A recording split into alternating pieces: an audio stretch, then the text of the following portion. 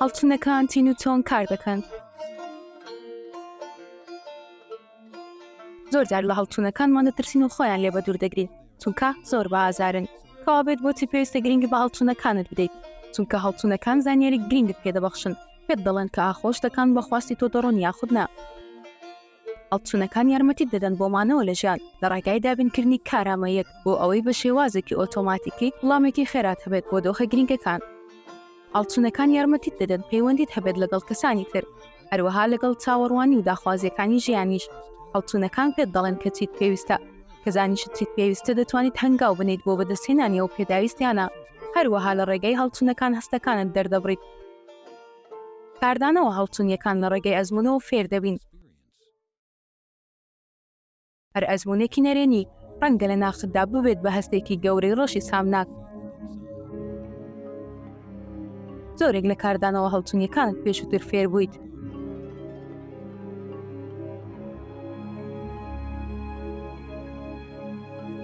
هەر بۆیە سێوەرە ڕەشەکەت هەندێک جار لە کەسێک دەچێت کە لە ڕابردوو ئازاری داویت.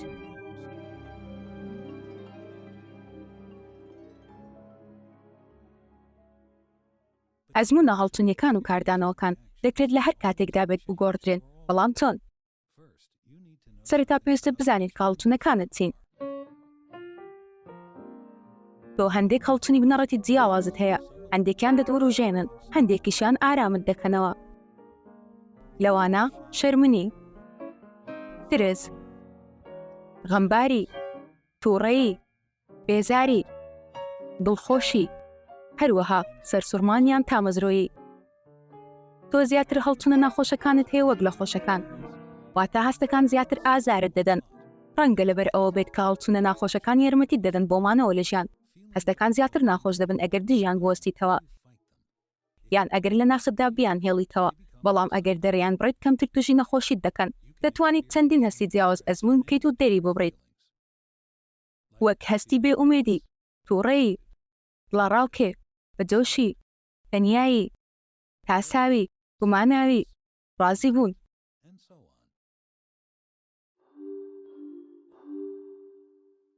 هەموو ئەو هەستانش لە هەڵچوونە بنەڕەتیەکانەوە سەر هەڵدەدەن. بۆ نمونە هەستی گومانکردن لە ترسەوە سەرچاوە دەگرێت، هەستی تەنیایی لە خەمباریەوە سەرچاوە دەگرێت، بەم جۆرە ئاڵۆز دەبێت. هەڵچوونەکان مەرج نییە هەمیشە زانیاری باش بە خۆت و دەوروبەرت ببەخشن. هەندێک جار بە شێوەیەکی ساختە هەڵدەچیت لە پێناو بەدەستهێنانی ئەوەی کە دەتەوێت.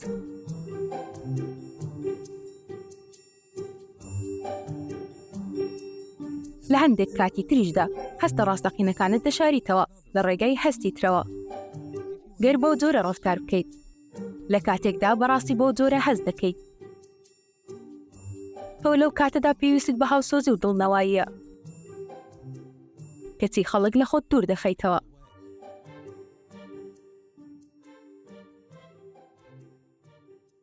ئەگەر خۆت بتوانیت یان کەسێکی دەوروبەرت هاوسۆزانە لێت تێبگات، ئەوە ڕەنگە بزانیت کە دڵتەنگیت. دواتریش هەوڵ بدەیت ئەوەی پێویستە بۆ چاکردنەوەی هەڵچوونە ئازاربەخشەکەت بەدەستی بهێنیت. دیسان لە کاتێکی تردا هەڵچوونە ڕاستەقینەکانت دەشێوێن و کێشەی زۆرت بۆ دروست دەکەن. ئەگەر لە منداڵیدا زۆر ترسابیت، ئەوە لەوانەیە لە گەورەیدا بەردەوام هەستی ترس و تۆقینت هەبێت. لەوانەیە زیاد لە پێویست خۆت بپارێزیت بۆ ئەوەی کەس نەتوانێت دووبارە ئازارت پێ بگەێنێتەوە.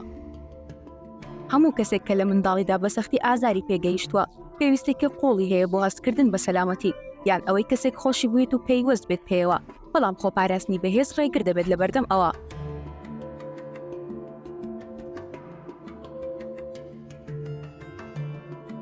خۆ ئەگەر متوانێت بە کەسێک بوو دەتوانیت پێی بڵێت یان پیشانی بدەیت کە دەترسیت. وا باشترە قوبوڵی بکەیت لەوەی هەستی ترسانت هەیە بۆ بەرەنگاری ببیتەوە، لەبڕی ئەوە گرنگی پێ نەدەیت و بیشاریتەوە. بەم جۆرە دەتوانیت ترسەکە باشتر کۆنتڕۆڵ بکەیت.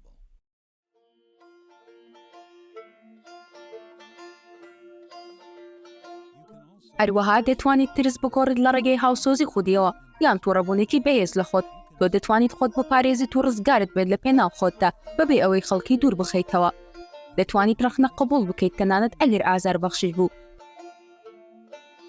دەتوانیت ئەو هەلە وەربگریت و ڕێگە بدەیت خەڵک بێتە نێو ژیانتەوە، تەنانەت ئەگەر بشترسیت لەوەی دووبارە ئازار بچێشیت، هەست و کردارەکانت باشتر دەبن. کاتێک بە ئاگایت بەرامبەر هەڵچوونە ڕاستەقینەکانت لە هەمان کاتدا مامەڵەیان لەگەڵ دەکەیت، تەنانەت گەر بە ئازاریش بن. هەڵچوونە ڕاستەقینەکانت یارمەتیت دەدەن ئەوە بەدەست بهێنیت کە بەڕاستی بۆ خۆت و کەسانی ترت پێویستە. هەست و کردارت باشتر دەبن گەر هەڵچوونە ڕاستەقینەکانت تازە و نیو بکەیتەوە، نەک ئەوەی لە نێو هەستە کۆنەکانتدا گیر بخۆیت. دەتوانیت متمانە بە هەڵچوونەکانت بکەیت گەر لە ڕێگەیەوە ئەوت پێ ببەخشێت کە دەتەوێت. هەڵچوونە گیر خواردوەکان و بە هەڵەڕێنوێنی کراوەکان دەتوانن بگۆڕدرێن گەر تۆ فێر بوویت کە چۆن گرنگی بە هەڵچوونەکانت بدەیت. زانین خواز و ئارامگر بیت لەگەڵ هەڵچوونەکانت، دەربارەی هەڵچوونە ڕاستەقینەکانت قسە بکەیت و دەریان بخەیت. قبوڵی هەبوونی هەڵچوونی جیاواز بکەیت، هەڵچوونەکان بە هەڵچوونێکی تر بگۆڕیت. هەموو ئەوانش ئاسانتر دەبن بە هەبوونی هاوسۆزی و قاڵپشتی کەسێکی تر.